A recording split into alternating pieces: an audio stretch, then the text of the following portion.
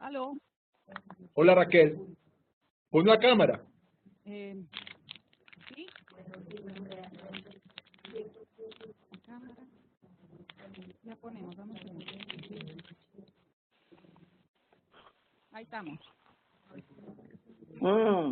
Súbele un poco el volumen, Raquel. Subamos el volumen. ¿Ahora? Ya.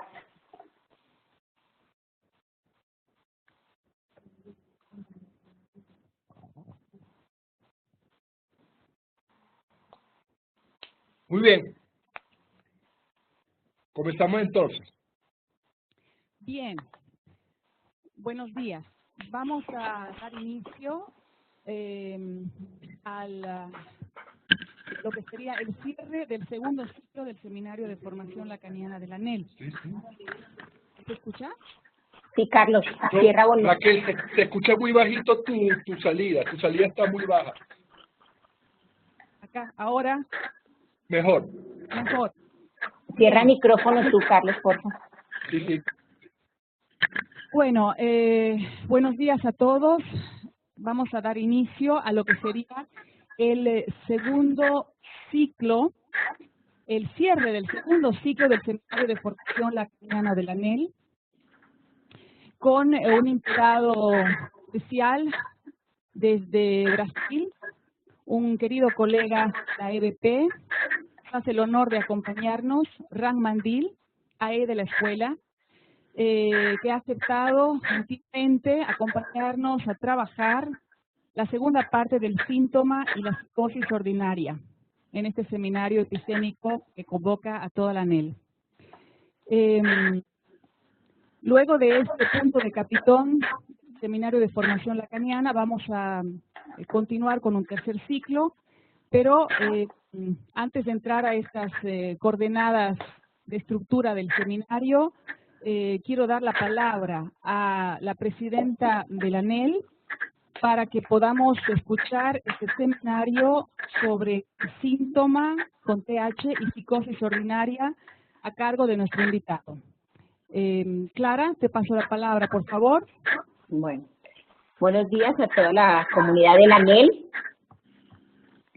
Y buenos días, Raquel, creo que debes cerrar el micrófono porque tienes una interferencia. Ok, gracias. Bueno, decía buenos días a todos y a Ram especialmente por haber aceptado esta invitación para nosotros poder hacer este intercambio con las escuelas en América es absolutamente importante. Creo que es un lazo que estamos construyendo, de un lado con la comunidad misma de la ANEL, escuchando nuestro trabajo interno, nuestra práctica, que fue todo un trabajo que realizamos alrededor de la práctica de los psicoanalistas de la ANEL como preparación para el próximo congreso, coordinado por José Fernando Velázquez, quien está a cargo del Comité de la Acción, Comité de Acción de la Escuela UNA. Creo que esto ha dado sus frutos, mostrando efectivamente una práctica seria en la ANEL, y esto anudado a este seminario de formación, creo que nos ofrece realmente elementos importantes, no solo para prepararnos para el Congreso, sino para nuestra proyección en nuestro trabajo, en nuestra práctica y en nuestra política.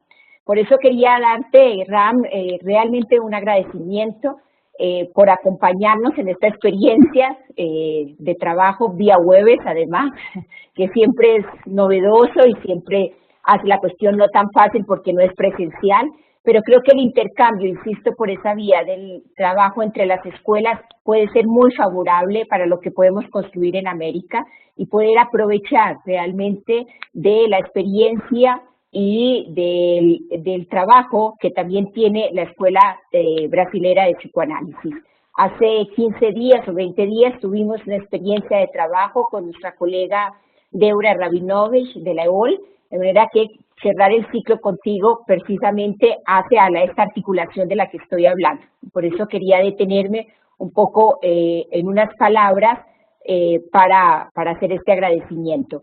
Y para agradecerle a José Fernando por la coordinación de preparación del trabajo que hicimos hacia el Congreso de la AMP y a todos los colegas que participaron en las sedes y en las delegaciones con la preparación de su trabajo sobre los papers y sobre todo, en especial, quiero agradecer, insisto, a todos los practicantes, a todos los miembros que decidieron poner la apuesta de mostrar su clínica y que pudiéramos trabajar sobre la clínica misma de los analistas de la ANEL. Con esto, entonces, como dice Raquel, cerramos este segundo ciclo que apunta precisamente a ofrecer ciertos elementos epistémicos de formación y que seguiremos en esta vía, pero con una mirada hacia la jornada de la ANEL. Le damos entonces la bienvenida, sin más preámbulo, la palabra para trabajar contigo en esta mañana.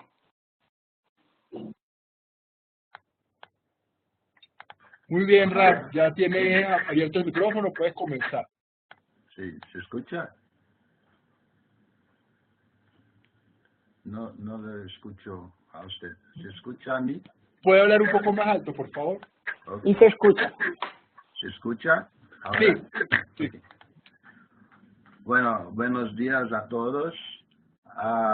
En primer lugar, quiero agradecer la invitación que me ha hecho Clara Holguín y Raquel Corsulloa para participar en este seminario de formación de la ANEL.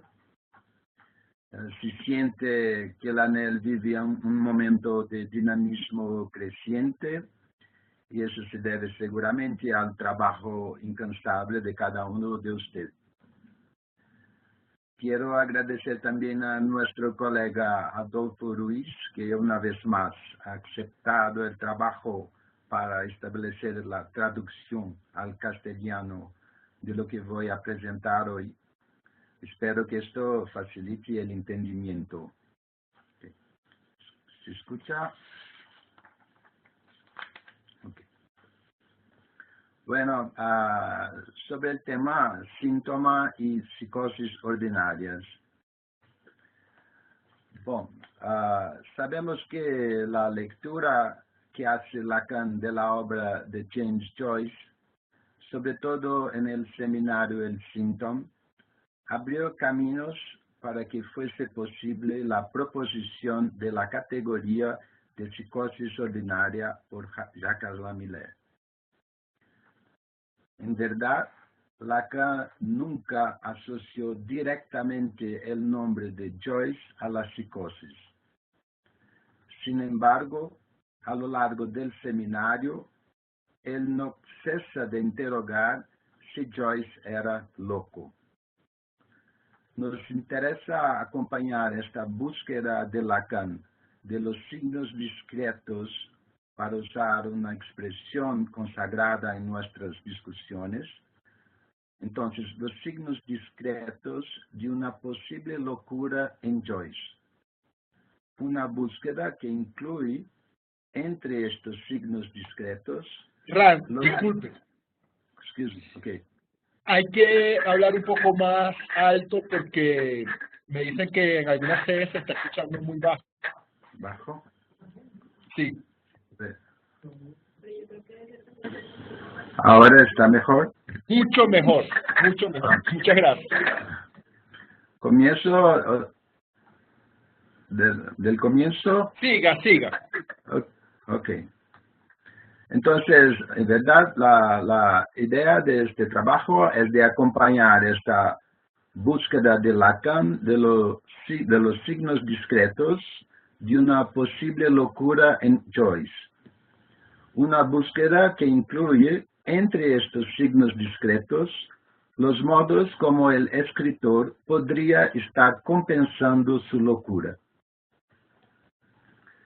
Se abre aquí un ángulo diferente en relación con aquel presentado en el seminario La Psicosis, en el que Lacan compara una psicosis no desencadenada con un banco de 4 patas, que en ausencia de una de las patas puede todavía equilibrarse con 3, aunque este equilibrio sea más inestable. En ese sentido, a partir de la perspectiva que nos interesa discutir aquí, vamos a considerar a James Joyce, tal como es leído por Lacan, como un paradigma de la psicosis ordinaria. A decir verdad, Lacan no fue el único en evocar la locura de Joyce. Esta ya había sido considerada a partir de su relación con su hija, Lucia, que padecía de síntomas que hicieron que recibiera el diagnóstico de esquizofrenia y que la obligaron a pasar la parte final de su vida internada en una clínica psiquiátrica. Llevada a tratamiento con Jung, aunque bajo la desconfianza de Joyce, Jung posteriormente hará el siguiente comentario a Richard Ellman, biógrafo de Joyce. Dice Jung: Lucia y Joyce parecen dos personas yendo hacia el fondo de un río, una cayendo y la otra buceando. En inglés, one falling, the other one diving. Esta referencia será retomada posteriormente por Ricardo Piglia en su libro Formas Breves, al comparar el psicoanálisis con la literatura joyciana. Dice Piglia: el psicoanálisis es, en cierto sentido, una arte de la natación, una arte de mantener en la superficie del mar del lenguaje personas que están siempre haciendo fuerza para hundirse. Y un artista es aquel que nunca sabe si va a poder nadar.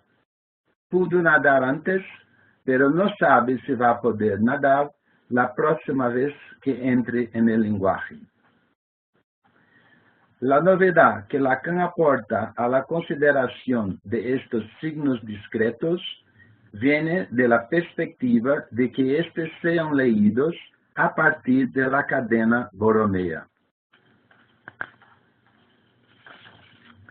Voy a concentrarme en dos aspectos que interesan a nuestra clínica con la psicosis ordinaria, a saber, la relación de Joyce con las palabras y la relación con su propio cuerpo. La relación con las palabras.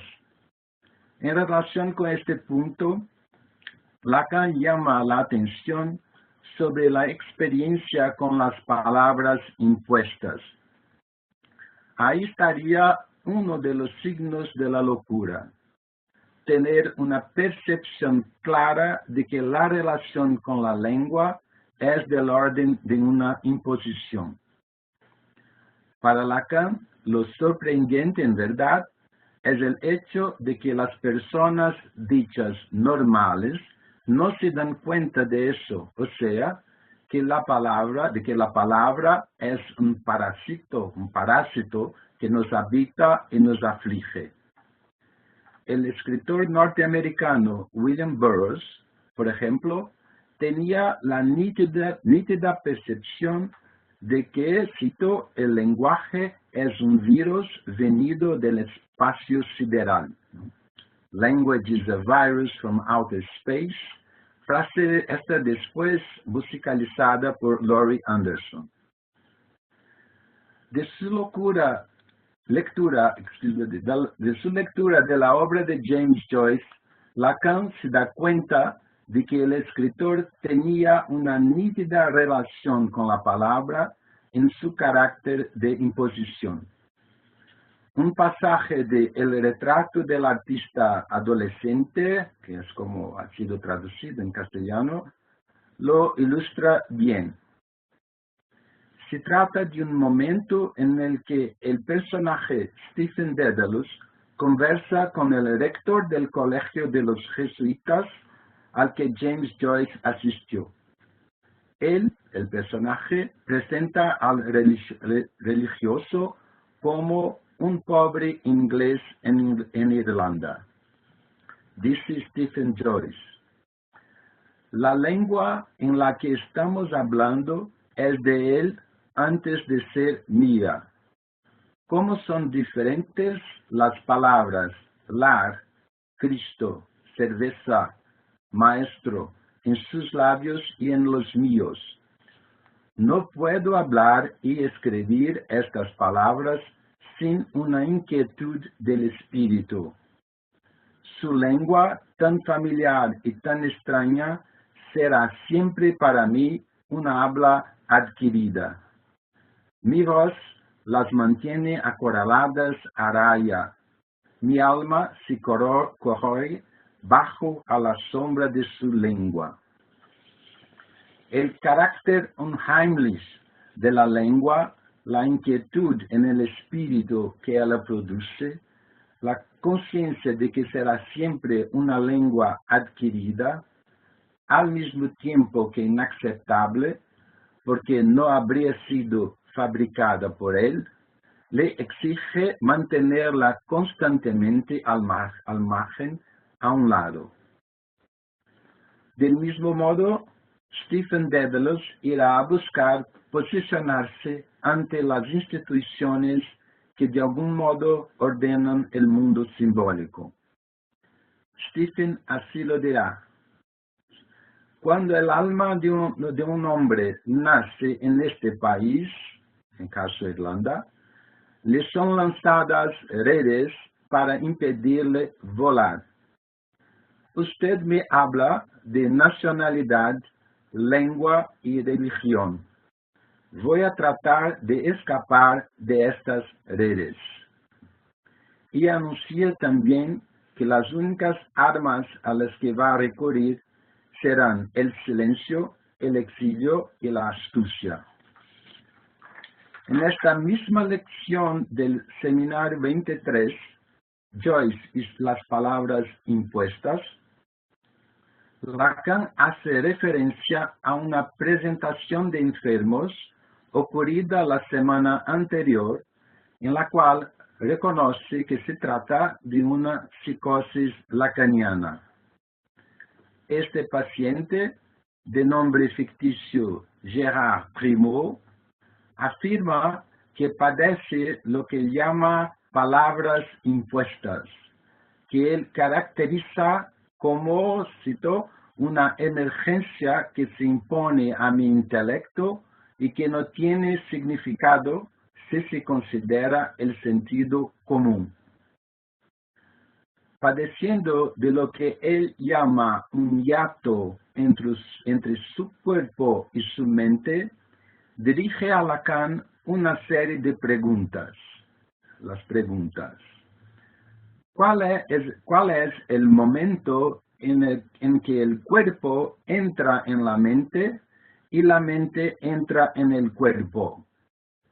O, ¿cómo un hecho biológico se torna espiritual? O incluso, ¿cómo interactúa el pensamiento a nivel de las neuronas? Ante todas esas preguntas, Lacan simplemente responde: usted sabe que no sabemos nada más que usted a ese respecto. Sobre las palabras impuestas, el paciente acentúa su carácter agresivo, perturbador, ante las cuales él acciona lo que él llama reflexión, una especie de contrapeso a esas palabras impuestas. Esas reflexiones pueden ser, por ejemplo, a través del añadido de una frase articulada a la frase emergente. Por ejemplo, ante la frase impuesta, el doctor D es simpático, Gérard Primeau añade, pero yo estoy enfermo.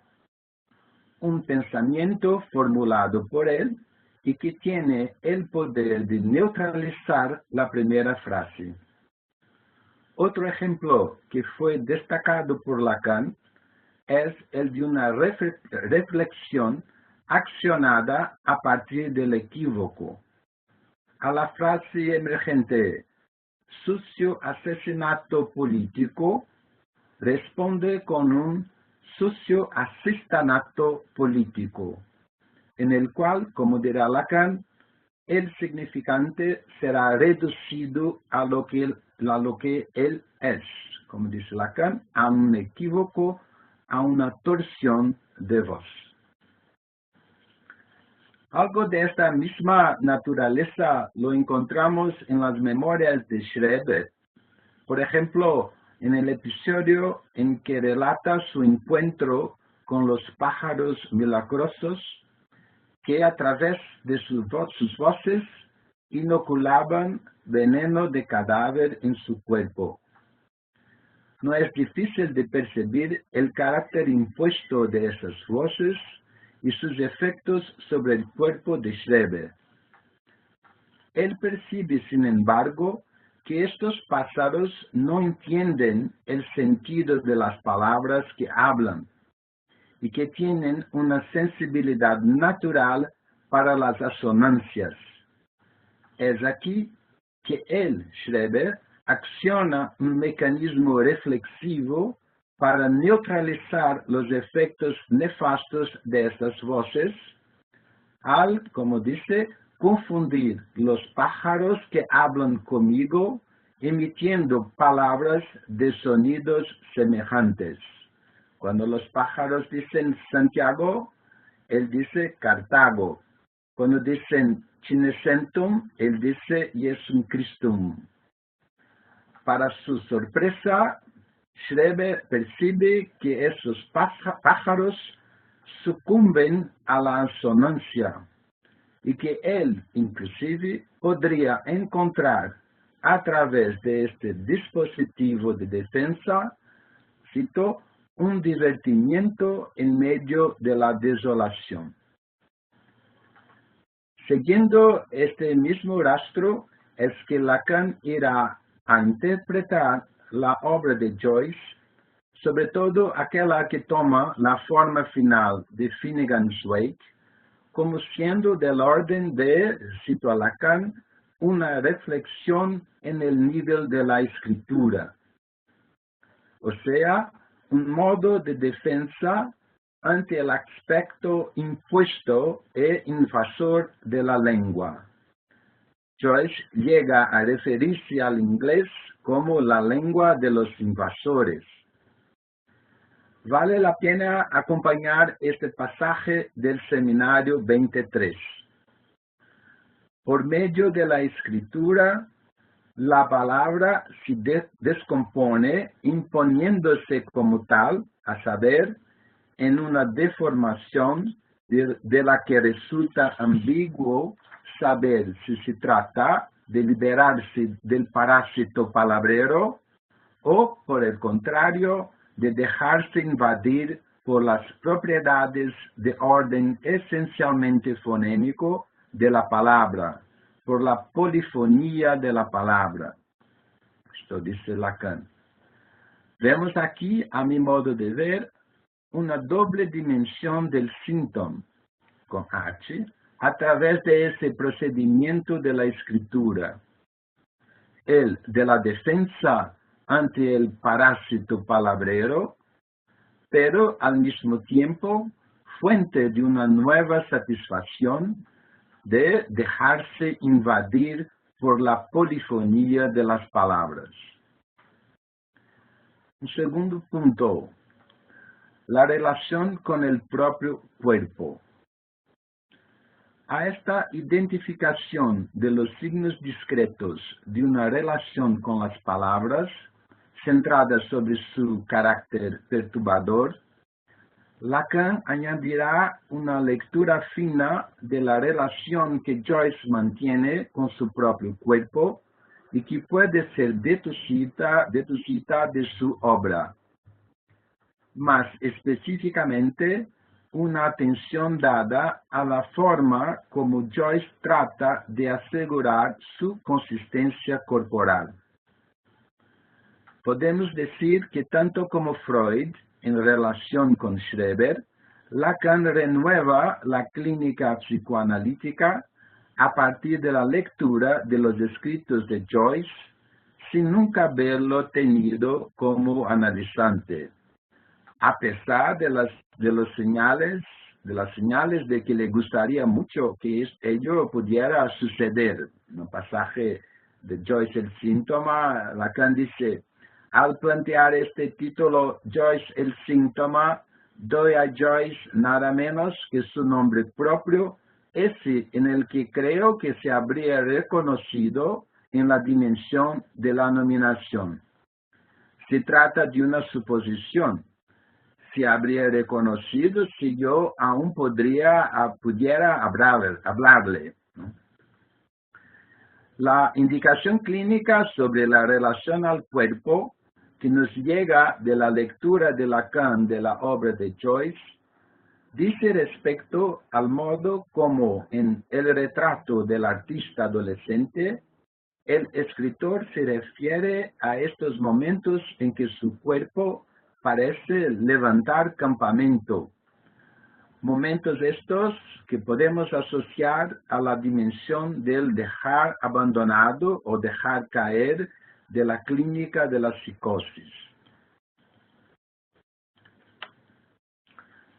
Vamos a señalar rápidamente 3 de esos momentos.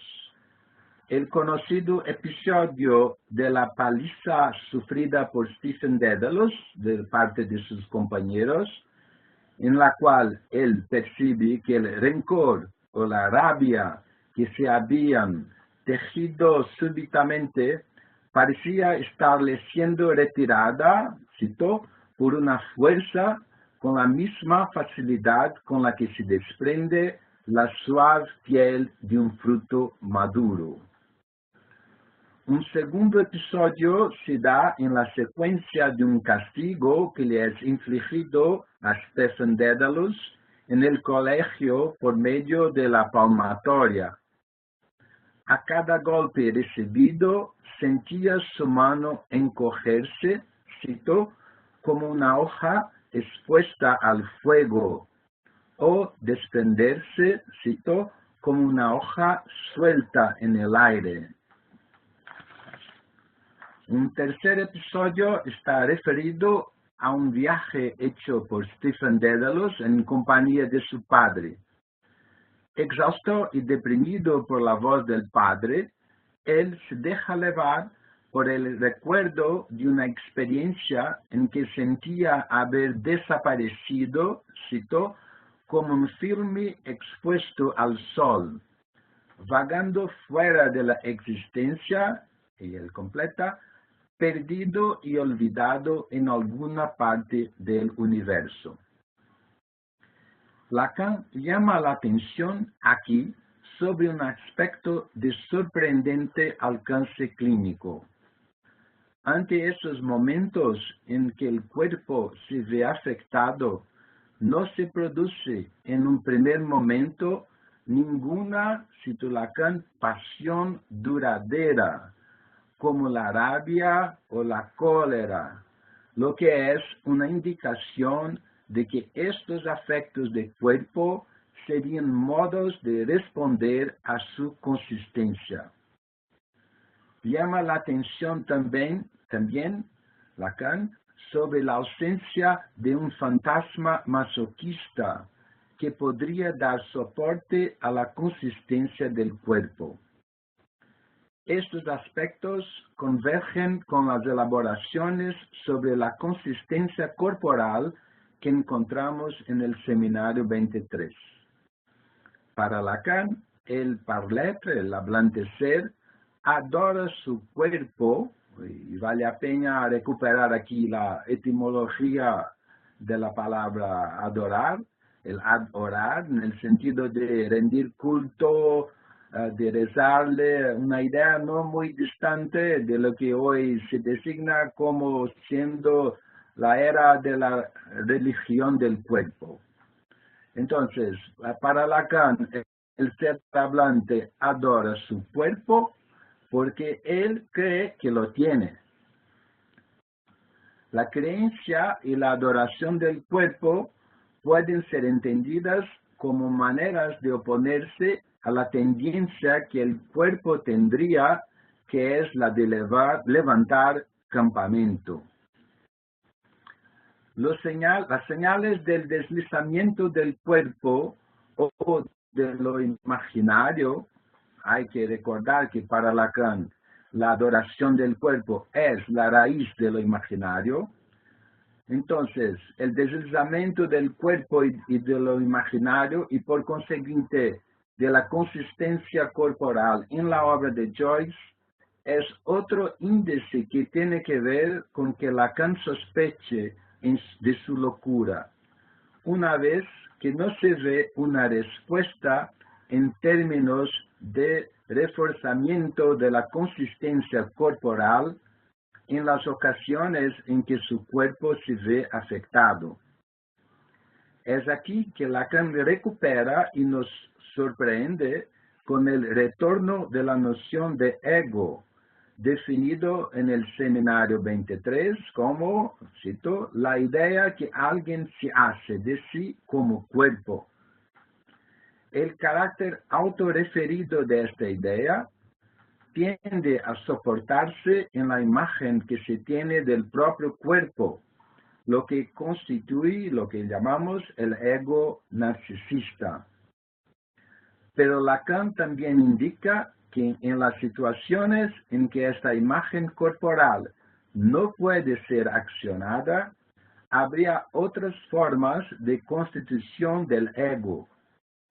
En esta perspectiva, que la clínica de las psicosis ordinarias da testimonio de formas singulares de tratar de hacer consistir al cuerpo por otras vías que no necesariamente se valen del soporte de la imagen. Un esfuerzo para dar consistencia al cuerpo nos llega, por ejemplo, de la clínica de las anorexias.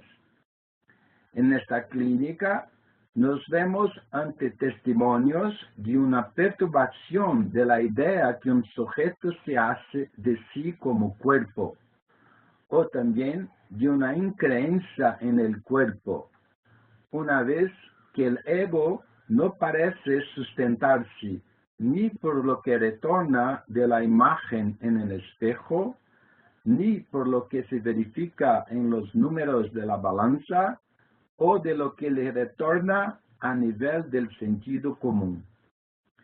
Tal vez aquí, en esta clínica, estemos ante una preponderancia de la dimensión pulsional en la relación con el cuerpo, ante la cual muchas veces la anoréxica procura circunscribir su vertiente mortífera a través de inúmeros rituales.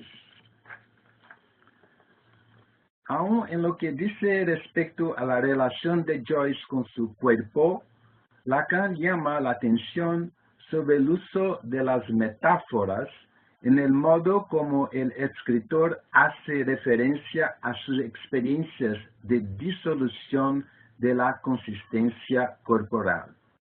Como hemos visto, son metáforas vegetales o aún metáforas fotográficas. Me gustaría detenerme en este tema de la metáfora. La metáfora está presente de modo significativo en la enseñanza de Lacan, sea en la concepción del inconsciente estructurado como un lenguaje, con su trabajo de condensación, sea en su relectura del complejo de Édipo en términos de metáfora paterna. El mito edípico, en verdad, puede ser reinterpretado como una operación de sustitución de significantes y la emergencia de una nueva significación fálica en la cual se localiza un goce. También nos podemos referir a la noción de metáfora delirante presente en una cuestión preliminar a todo tratamiento posible de la psicosis, como un esfuerzo de localización de un goce sobre el cual no incidió la metáfora paterna. Sin embargo, En el seminario Las Psicosis, Lacan llama la atención sobre otro aspecto en relación con las metáforas, o sea, sobre el hecho de que no haya metáforas en el texto de las memorias de Schreber. Para Lacan, este libro ciertamente hace de Schreber un escritor, pero no un poeta.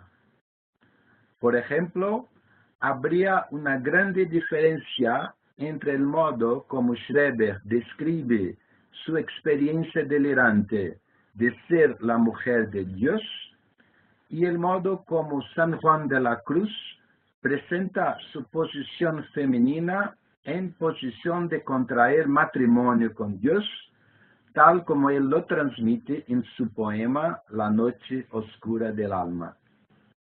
En Schreber, de manera diferente a lo que hay en San Juan de la Cruz, no hay nada en el texto que indique una presencia, una efusión, una comunicación de que hay ahí una relación entre dos seres. Su texto no transmite el sentimiento original de una experiencia en la cual él mismo se ve incluido. Para Lacan, la poesía es la creación de un sujeto que asume un nuevo orden de relación simbólica con el mundo y la transmite de tal modo que el lector también podrá asumirla como suya. Ya con Schreber, todo lo que él hace existir en su delirio le parece a Lacan vacío de él mismo. En su Arte Poética, Jorge Luis Borges, dedica una de sus conferencias sobre la poesía al tema de la metáfora, entendida como el encadenamiento de dos cosas diferentes con la emergencia de un nuevo sentido y, lo que es importante, la apertura a una nueva experiencia que es así percibida y acogida por el lector.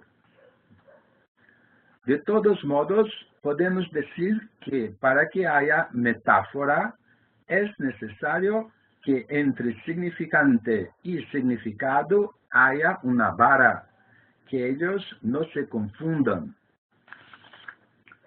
Para que podamos percibir lo que pasa en Joyce a nivel de la relación entre significante y significado, nos debemos atener a la noción del lapso y al modo como Lacan lo reinterpreta en la perspectiva del nudo borromiano. En cierto sentido, Lacan retoma la etimología del término, el lapso, entendido como un intervalo, cuando decimos un lapso de tiempo, pero también como un deslizamiento, un resbalón. En términos topológicos, el lapso puede ser entendido como una falla en el anudamiento borromiano del nudo. Sabemos que con Freud el lapso es interpretado en términos de significación. El lapso tiene una finalidad significante, resultado de una perturbación producida por el retorno de lo reprimido que apunta a las exigencias que vienen de la otra escena. Lo que llama la atención de Lacan en Joyce es que en su obra, sobre todo en Finnegan's Wake, no hay espacio para el lapso. Si en el lapso hay un intervalo entre aquello que se dice y aquello que se intentaba decir, ese otro sentido ya estaría de algún modo previsto en el texto de Finnegan's Wake. No habría, por lo tanto, espacio para una interpretación, una vez que las otras posibles significaciones ya estarían anticipadas y fijadas en las propias palabras. Queda más nítido así el modo como Lacan abre su prefacio a la edición inglesa del Seminario 11, cito a Lacan en ese momento, cuando el es de un lapsus, o sea, cuando el espacio de un lapsus ya no tiene ningún alcance de sentido o interpretación, solo entonces uno está seguro de estar en el inconsciente. Ese parágrafo es ampliamente comentado por Jacques Alain Miller en su curso El ultimísimo Lacan. Y cabe aquí una hipótesis de trabajo. Este modo de reinterpretar el lapso por parte de Lacan nos hace pensar que el lapso de algún modo repercute el trauma, que el lapso es un índice de algo que toca lo real. A partir del modo como Joyce procura corregir el lapso, que en su caso se localiza en una inversión del enlace entre lo simbólico y lo real, y es por eso que lo imaginario se desliza hacia afuera, Joyce lo hace de tal modo que no hay espacio para el sentido o para la interpretación. Si el sentido de un lapso es para Freud la vía al inconsciente, vemos aquí que en la última enseñanza de Lacan, el inconsciente es justamente lo que emerge cuando en un lapso ya no hay más espacio para el sentido ni para la interpretación. Estamos aquí al nivel de una reformulación del estatuto del inconsciente que nos hace considerarlo como real. ¿Qué sería ese inconsciente real? Podemos decir que se trata de la emergencia de un significante con valor de 1, que no se conecta a otro significante, pero que emerge del agujero y que es uno de los modos en que se presenta lo real, el agujero, ¿no? Hay un ejemplo de esto en Joyce, en el mismo libro, un retrato del artista, en torno de la palabra suck, que en inglés aparece en el texto con el sentido de alguien que es una especie, no sé si dice así, un lambebotas del profesor. Es el sentido que aparece en el inicio del texto, el significado de la palabra suck. Pero más adelante, el personaje mismo da otra indicación de qué podría ser la palabra suck. Y que Lacan retoma, hace mención a esta pequeña pasaje en su conferencia en Ginebra sobre el síntoma. Dice Lacan, es algo que Joyce, que está por el momento en el orden del día de mis preocupaciones, simboliza con la palabra inglesa suck. Es el ruido que hace el tanque de agua en el momento en que es accionado, y eso es escupido por el agujero. O sea, una palabra, suck, que es escupida por el agujero. En el caso de la escritura de Joyce, no hay espacio para el lapso porque significante y significado no se articulan como en el inconsciente estructurado como un lenguaje. En Finnegan's Wake lo que vemos es el significante fundirse, engullir, rellenar el significado. A través de una operación de escritura, Joyce trata de establecer una relación entre el significante y el significado. He traído un ejemplo de una palabra que aparece en Finnegan's Wake como la palabra que descifra un longo enunciado enigmático. Y la palabra, Joyce la escribe de esta manera, voy a mostrarles, no sé si pueden ver bien. Ok, la palabra en inglés es kaleidoscope, que está en la segunda línea, pero Joyce la escribe de esta manera, kaleidoscape, que es lo significado mismo del caleidoscopio, que es una, si bien las piedras que se chocan y se baten, se van, entonces el significado collide or escape, el significado está incluida en el significante. Entonces, hay relación entre significante y significado. Hay un otro, o incluso un otro dispositivo que Joyce utiliza a través de su escritura, es hacer el sentido de una palabra forjada por él. El sentido se anula exactamente por la pluralización de sentidos posibles. Hay un ejemplo que Philippe Sollers ha trabajado de una palabra que se encuentra en Finnegan's Wake, que está escrita de esta manera por Joyce. Voy a mostrar. La palabra sings. Entonces, hay aquí la condensación de tres palabras que en inglés se puede decir como esto. La palabra sings, desde, la palabra sense, como sentido, y la palabra sin, como pecado, ¿no? Lo que Philippe Sollers, de una manera muy genial, interpreta esta palabra de esta manera. Él dice, desde que comienza el sentido, comienza el pecado.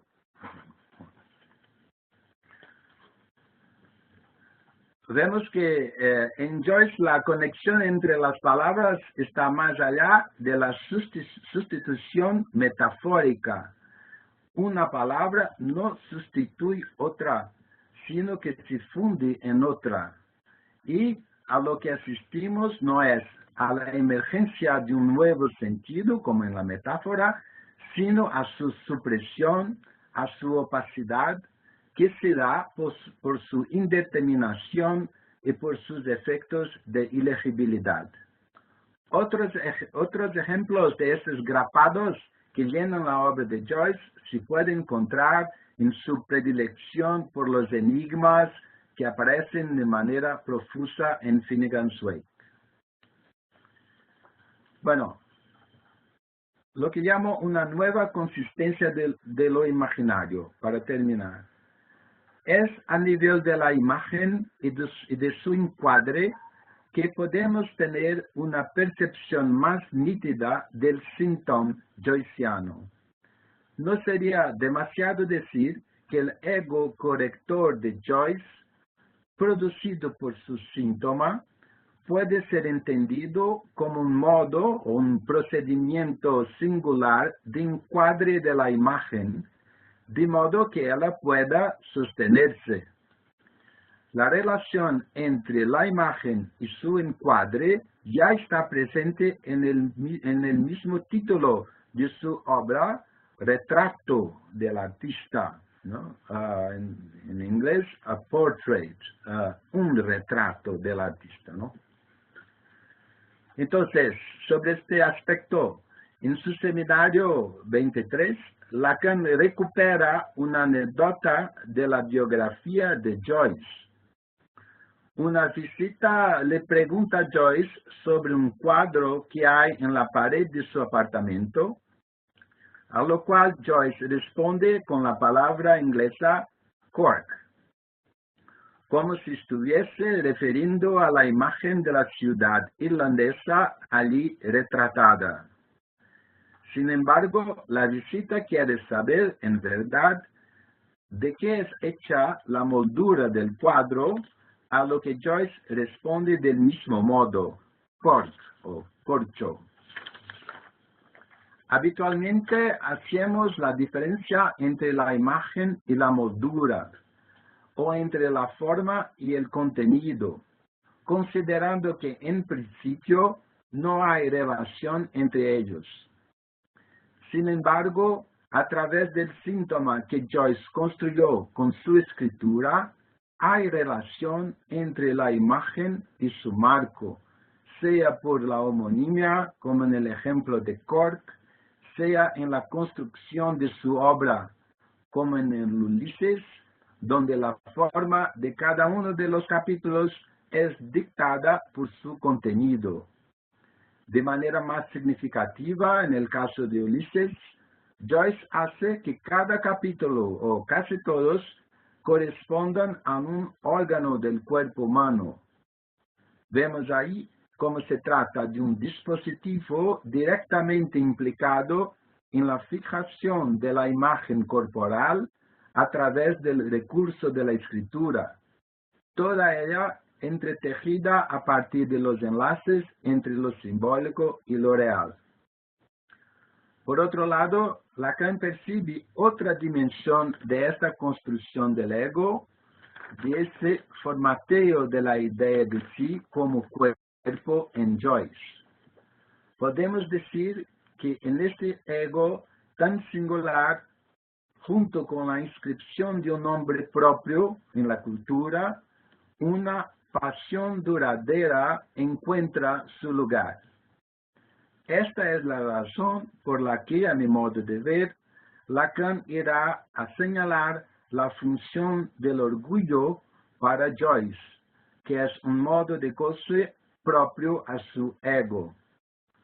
Es sobre este punto, además, que Lacan podrá decir que Joyce no es un santo, ni tampoco un santo hombre. Dice Lacan, Joyce demasiado, cosa demasiado del escabelo para eso. Tiene de su arte orgullo hasta la saciedad. ¿No podría ser este un signo discreto a medir en la clínica de las psicosis ordinarias, a saber, la presencia o no de una pasión duradera que responde a los momentos en que el cuerpo es afectado, en los momentos en que él tiende a levantar campamento? En una época en la que vemos la declinación del orden simbólico, tal como se estructuraba anteriormente, ese declive no tendría efectos sobre los modos como hoy se vive la consistencia corporal a nivel de lo imaginario.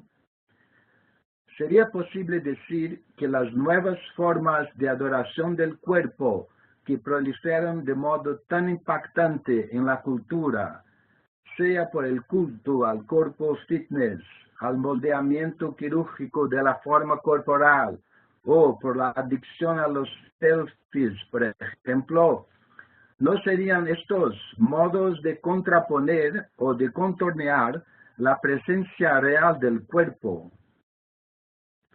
En ese sentido, ¿cómo distinguir en medio de esas nuevas formas de adoración del cuerpo los signos discretos de una psicosis ordinaria?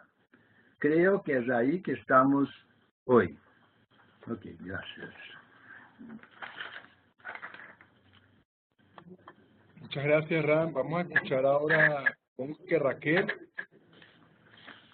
Ok.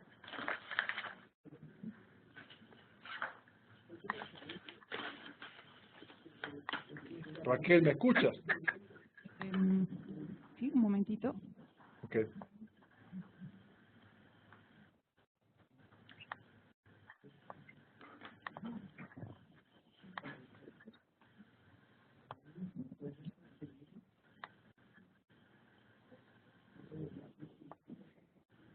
Aló. Sí, te escucho. Aló. Muchísimas gracias, querido Ram. Una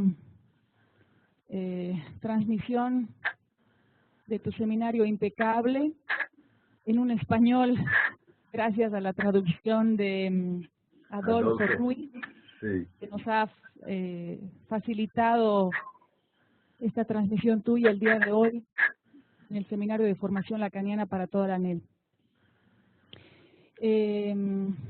Vamos a abrir un espacio a preguntas y conversaciones. Me gustaría comenzar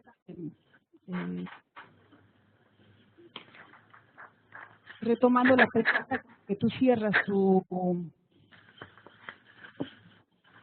seminario, porque me parece que es una pregunta que nos la plantea, pero es abrocha la propuesta que haces hoy en la transmisión. Tú preguntas si no podría ser el signo discreto a medir en la clínica de la psicosis ordinaria es la presencia o no de una pasión duradera.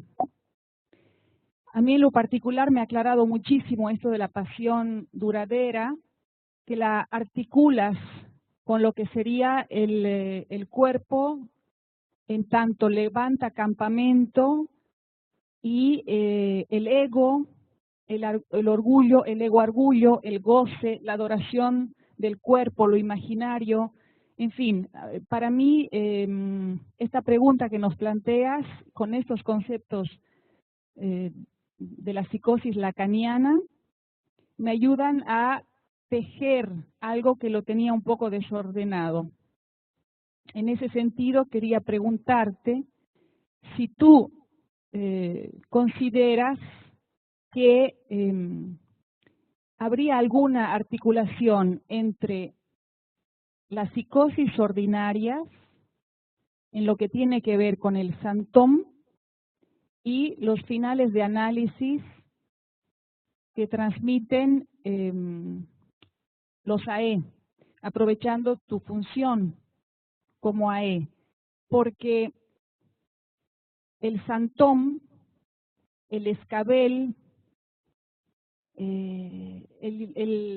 la caída del narcisismo y estas pasiones duraderas que podrían servir de afectos al cuerpo, es algo que ya no acompañan tanto a los testimonios de AE. Pienso que es una pregunta delicada en el sentido de que se trata de, por un lado, la lectura de las psicosis ordinarias con Joyce el síntoma, como lo nomina Lacan, pero también con el puente que se podría tejer en la lógica del ultimísimo Lacan con los finales de análisis. Te agradecería mucho si puedes articular algo de esto que es tan complicado de entender. Sí, gracias por la pregunta, Raquel. Si soy una aclaración, no estoy más en la función de AE, ya ha cerrado esto, pero continúa resonando sobre mí y creo que no va a terminar nunca. Entonces,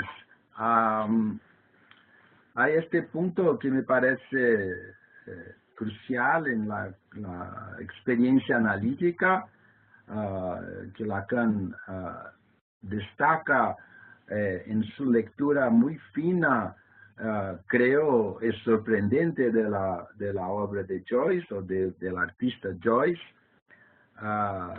de identificar estos signos que llamamos signos discretos.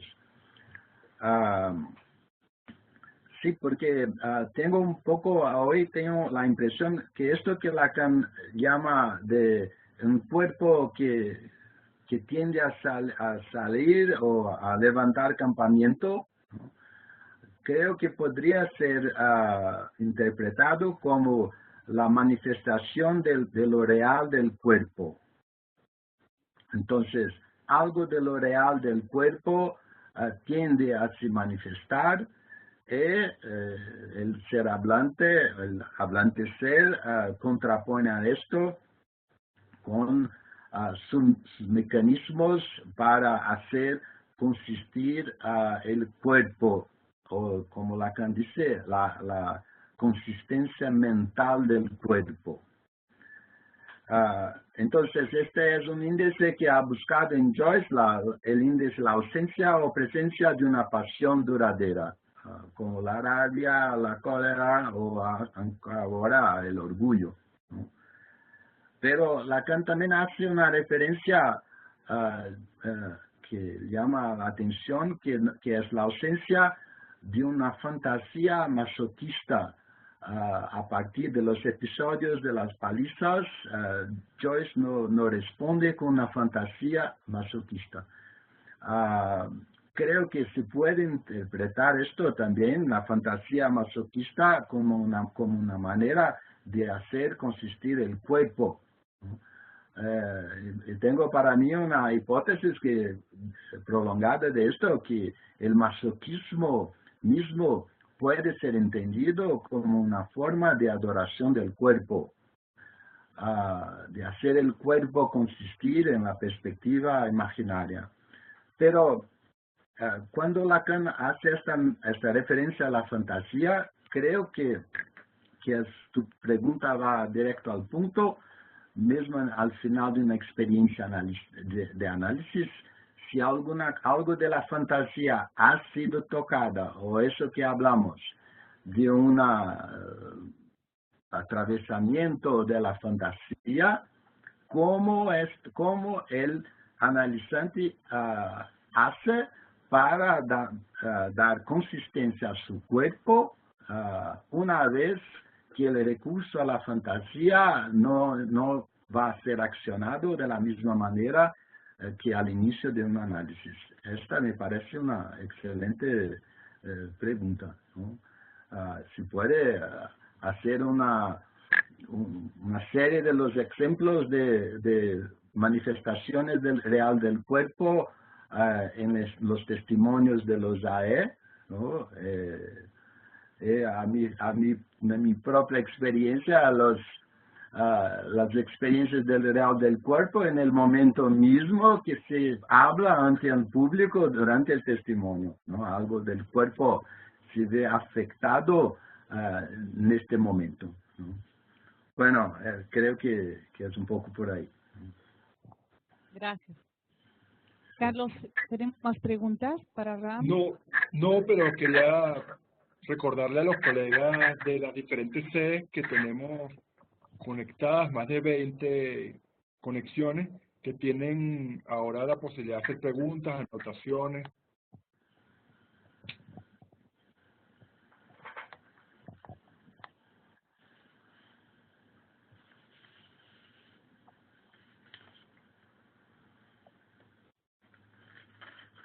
Tenemos una en Bogotá y después tenemos a Medellín. ¿Ok? Voy a darle la palabra a Beatriz. Ralph, muchas gracias por Gracias. esta intervención que nos clarifica muchísimo. Me gustaría si puedes ampliar un poco lo de el ego o lo que hace Joyce, la acción de Joyce, como un intento de encuadre de la imagen, como encuadrar la imagen. Si puedes ampliar un poco eso. Sí. Bien, vamos a escuchar ahora la pregunta de Medellín. Medellín, tiene abierto el micrófono. Bien, buenos días a todos y buenos días, Ram. Habla José Fernando Velázquez. Hola, La pregunta que quiero hacerte es en relación al Santón como una vuelta más, no solamente de Joyce sobre aquello que da cuenta de su posible locura, de sus puntos de inconsistencia, sino el cómo hace él su creación o su invención más bien con esos puntos. Por ejemplo, a la palabra impuesta, él responde con una sonoridad equívoca de lo escrito, de lo cual goza. También a la relación con las instituciones simbólicas, él responde con su silencio, su exilio y su astucia, de la cual goza. Con relación a la metáfora, me parece que hay una forma de goce también en esto del uso que él hace singular de la metáfora, con la explicación que nos dabas. Pero también está el punto de Joyce y su objeto sexual y su objeto femenino.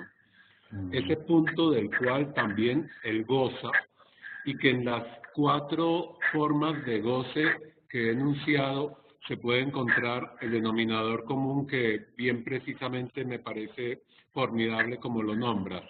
En cada uno de esos puntos hay una pasión duradera, incuestionable, inquebrantable, inmodificable, no se agota, no está exenta, no está expuesta a circunstancias, ni a la guerra, ni a la pobreza, ni a la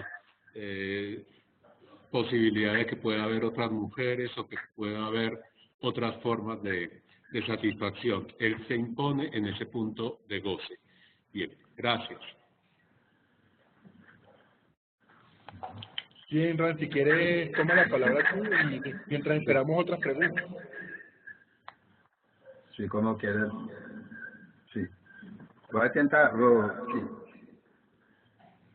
La pregunta sobre la relación de Joyce con el imagen o el encuadre, ¿no? Creo que esto que llama la atención de Lacan es que en el procedimiento joyciano de escritura, que es un enlace entre los elementos simbólicos y lo real, porque hay goce en esta escritura, todo este procedimiento converge para fixar una imagen de una manera muy singular, ¿no?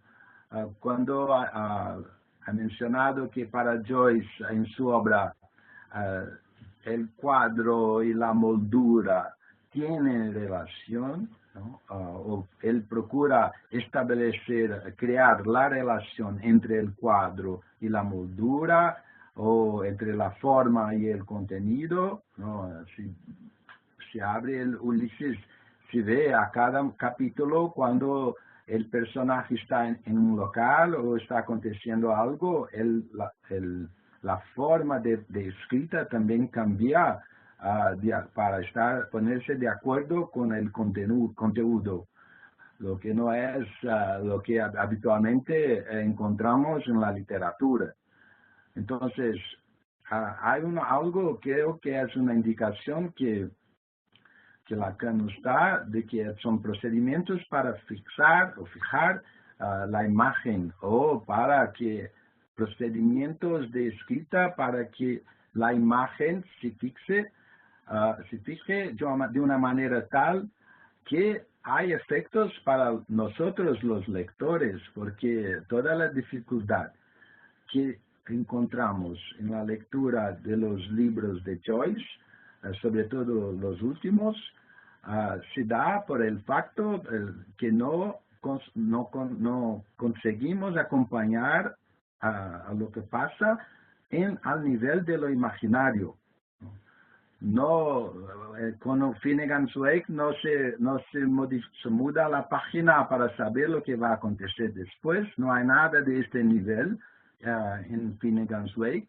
Entonces, como dice Lacan, Joyce corta el oxígeno de la literatura, no nos da elementos imaginarios para seguir con la lectura, pero su escritura está cumpliendo una función que es de fijar el imaginario de una manera tan singular y propia, y por tanto que dice respecto apenas a su síntoma.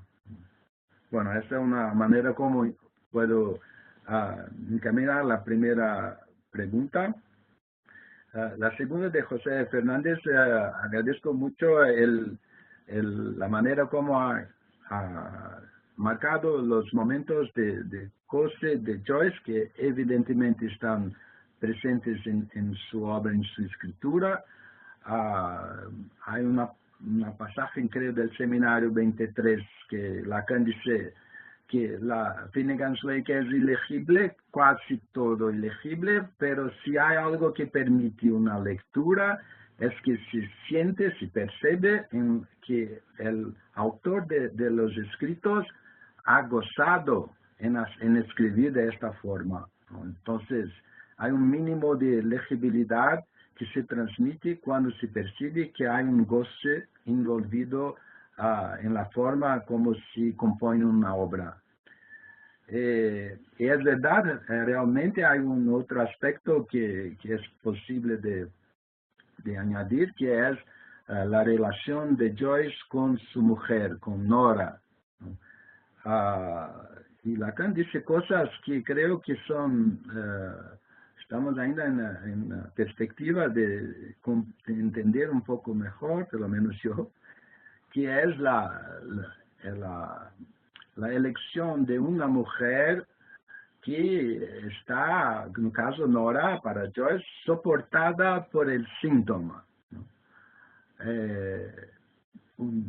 Y cuando una mujer está soportada por el síntoma, pero por lo menos en el caso de Joyce, Lacan dice algo que es sorprendente.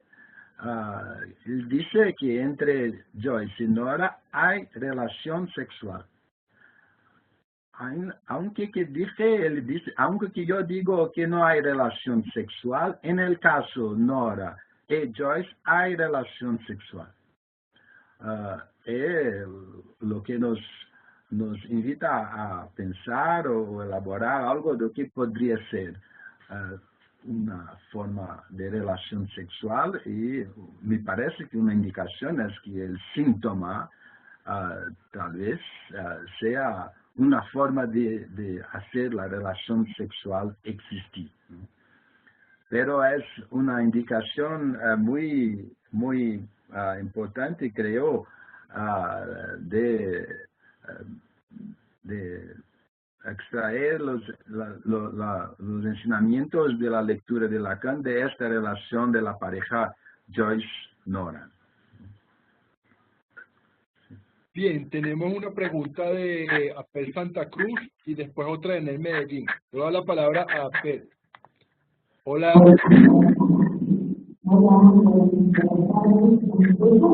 Se escucha muy puro, muy alto y al mismo tiempo muy poco claro. ¿Ahora se escucha mejor? Ahora mejor. Bueno, muchas gracias, Ram. Nos pareció muy interesante y muy clara tu transmisión.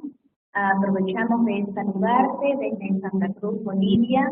Estamos haciendo esta transmisión en un ámbito universitario, así que contamos con la presencia de estudiantes, colegas, que estamos reunidos aquí. La pregunta que quería formular es pensar una articulación entre este lapso del mundo que habías planteado como una falla, como este intervalo que implica por un lado un deslizamiento, pero también un resbalón, y esta noción de el traumatismo de la lengua.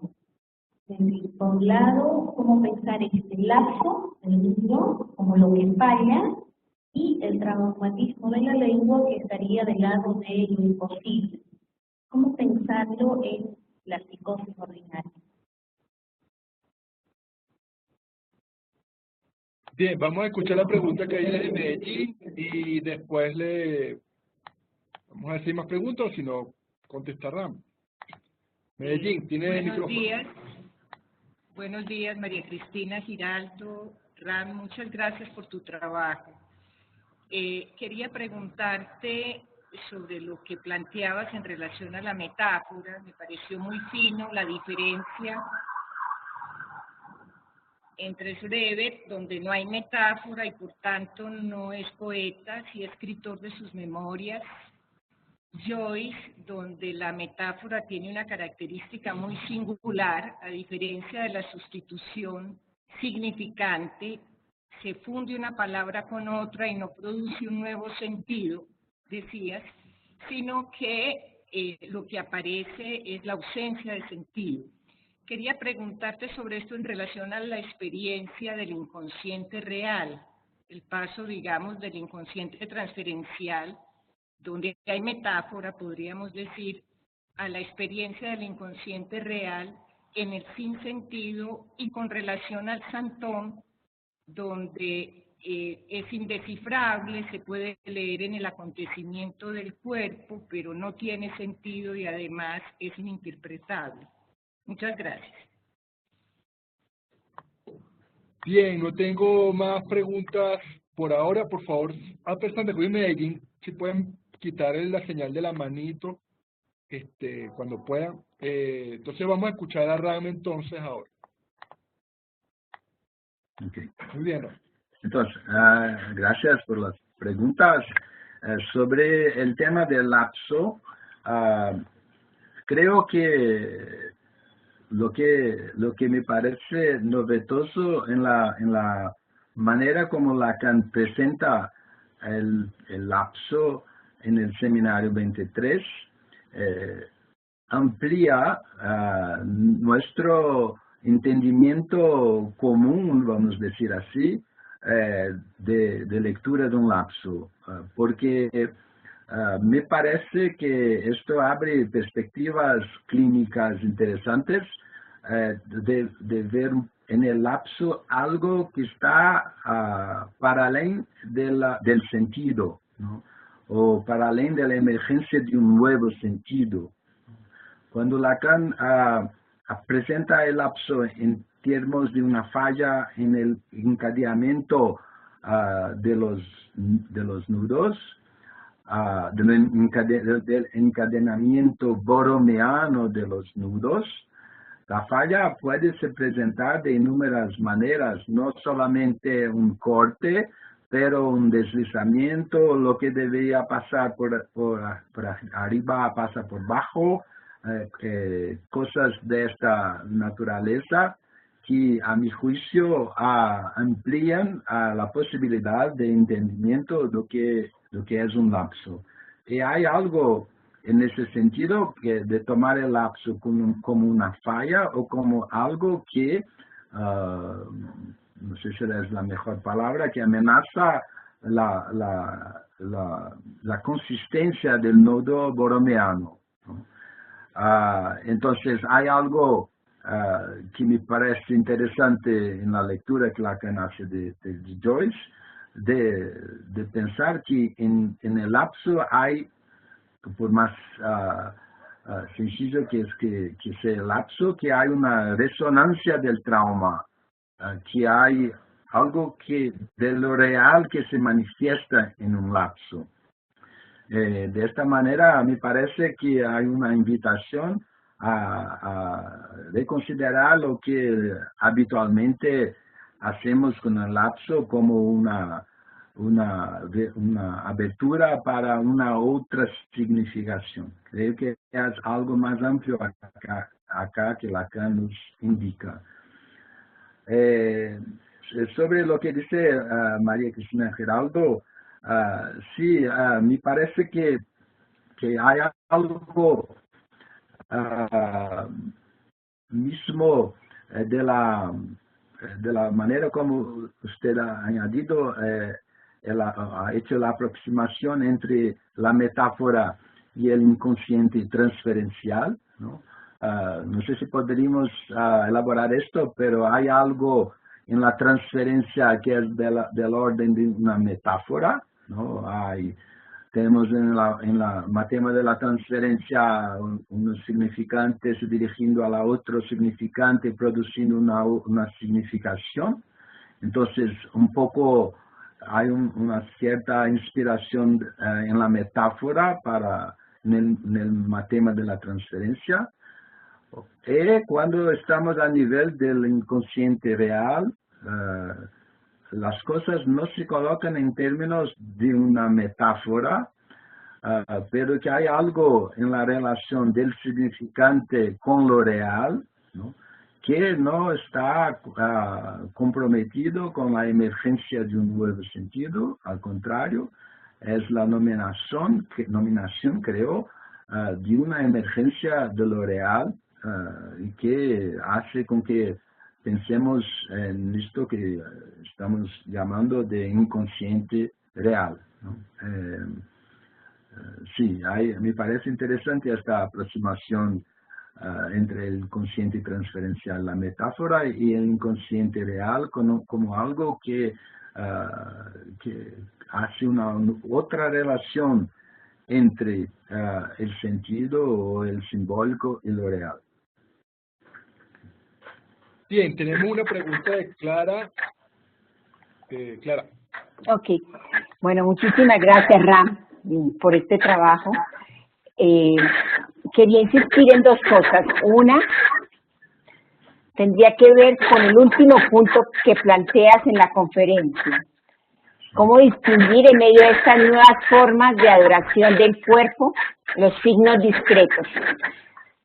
Porque me parece que introduces algo que efectivamente nos pone al trabajo, y es la cuestión de que son ordinarias, efectivamente, estas formas. Pensar, por ejemplo, en los selfies, ¿no? O el cuerpo fitness, que hoy tanto se usa.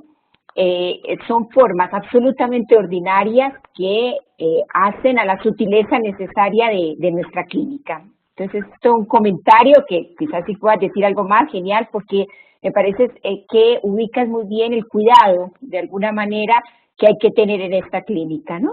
Y la ubicación de estos signos discretos. Al mismo tiempo que me parece que nos muestras claramente cómo distinguir efectivamente también los signos discretos para no confundirlo, o más bien para diferenciarse de la neurosis, ¿no? Por ejemplo, esto que introduces del masoquismo. Bueno, eso es como un comentario.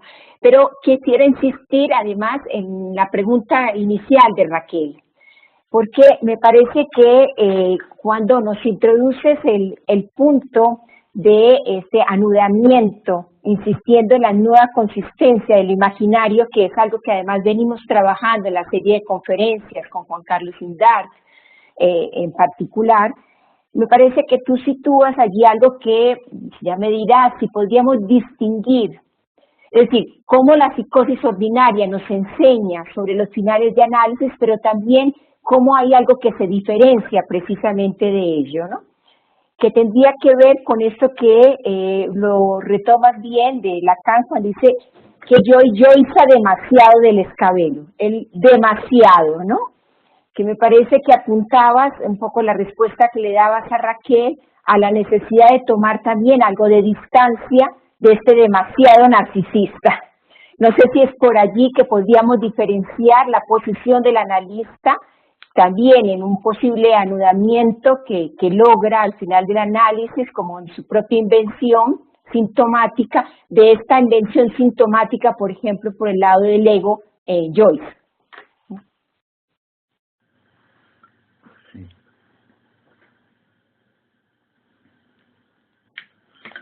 Sí, Clara, agradezco las preguntas. Sí, hay creo que es un tema para elaborarnos, trabajarnos lo que llamamos de signos discretos de las psicosis ordinarias, ¿no? Hay un pasaje de Jacques Lamillère en la revista Mental, que él define en pocas líneas lo que le parece ser en los signos discretos. Voy a leer acá rápidamente. ¿Qué son los signos discretos? Estoy traduciendo. Son de signos que podríamos no percibir, ¿no? O son signos que se perciben, mas que se considera a principio como insignificantes, no significativos. O son signos equívocos que no dicen de inicio o que eles significan.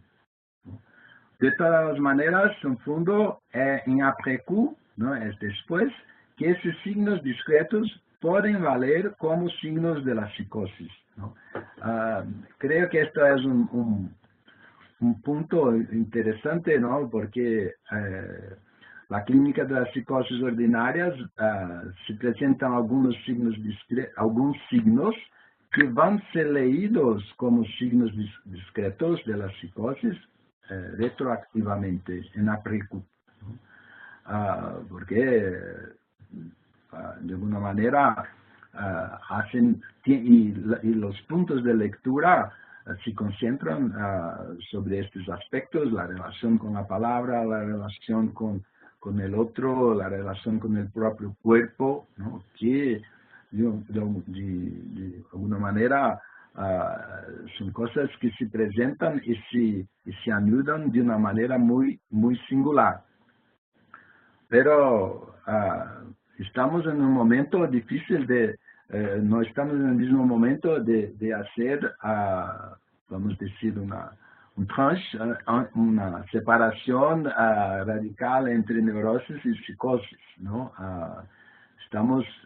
La clínica de las psicosis ordinarias me parece que va más por el camino de puntos de continuidad que por lo tanto hay que estar más atentos a los signos que se presentan en la clínica para formular un diagnóstico de psicosis ordinaria. Sí, creo que un punto es la relación con el imaginario. Si estamos viviendo una era y que hay una modificación en la relación, lo que hablamos de una queda, de un declinio de la orden simbólica, si somos fieles a la lectura borromiana, esto afecta a todos los registros, ¿no? Si hay un declinio en la orden simbólica, algo sucede en el imaginario. Entonces creo que estamos en vías de verificar lo que sucede y una impresión que tengo es que algo en la relación con el propio cuerpo se acciona de una manera nunca antes vista, ¿no? Y si me pregunto si no son tentativas de hacer el cuerpo consistir ante las emergencias reales del cuerpo, ¿no? Una manera de la industria que fabrica medicamentos para combater los problemas de erección, ¿no? Que es la presencia de una erección fálica, está en contacto directo con la emergencia real del cuerpo, ¿no? Toda la civilización actual tiende a encontrar maneras de cortocircuitar, no pasar por los momentos de encuentro con lo real del cuerpo. Esto efectivamente creo que se presenta también en la relación con el imaginario, ¿no? Entonces, es verdad que pensando a partir del final del análisis, sí hay como usted ha dicho, que se puede decir que hay una distancia en relación a un ego narcisista, ¿no? Pero es una distancia no muy distante, porque de alguna manera hay algo de una recomposición del ego, creo, que se puede decir así, de una recomposición del ego a partir del final del análisis. Y cada testimonio, de una cierta manera, podría ser leído también de esta forma. ¿Cómo hace este sujeto para hacer consistir su ego, la idea que tiene de sí mismo como cuerpo, después de la conclusión del análisis? Entonces hay esta noción de escabó, que me parece que Jacques Miller ha destacado esto y colocado como un tema para la conclusión de la experiencia analítica, y la forma como él recría la noción de escabelo como un cruce entre la sublimación y el narcisismo, ¿no? De alguna forma, me parece que cuando utiliza la palabra narcisismo, apunta para el hecho de que hay algo de la orden del ego, del analizante que ha concluido su análisis, algo de la orden del ego que se reformuló y que es interesante de escuchar y mismo de presentar, ¿no? Muchas gracias. Gracias a usted. Bien, Raquel, si quieres, vamos cerrando, no hay más preguntas. Wow. ¿Se escucha? Sí. Sí, Impresionante, muy vivificante, una transmisión preciosa. Ram, te agradecemos muchísimo en nombre del Seminario de Formación Lacaniana, del Comité Ejecutivo, de toda la ANEL que ha estado conectada el día de hoy para trabajar junto a ti este tema que nos has traído. Y, como me aclarabas al inicio del seminario, si bien no estás en tus funciones de AE, ahora sí, ex-AE, bueno, te confieso que tu entusiasmo sigue vivificando la escuela y realmente te lo agradecemos. Sí. Bien, vamos a sacar entonces este segundo ciclo del seminario de formación con un broche de oro, puntos para irnos ya a Barcelona, ir trabajando sobre esto que hemos venido recorriendo durante el segundo ciclo del seminario. Y seguramente en Barcelona vamos a darle otra vuelta de tuerca a esto, no sé si la definitiva, seguramente vamos a quedar con mucho más para trabajar este tema de las psicosis ordinarias que nos vienen haciendo preguntas hace más de 20 años. Sin embargo, desde la NEL vamos a hacer un punto de capitón en este punto para pasar a un tercer ciclo seminario que ya nos conduciría a las 10ª jornadas de nuestra escuela que se van a efectuar en México en octubre del 2018. Simplemente con esto agradecer una vez más a nuestro invitado y a todas las sedes, delegaciones y grupos de la ANEL que se han conectado para este trabajo. Muchísimas gracias y buen fin de semana.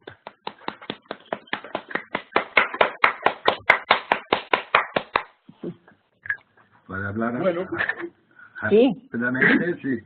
Bueno, agradezco una vez más a la invitación, a Clara, a Raquel, a Adolfo por el trabajo de traducción, a Carlos también por el trabajo de moderación.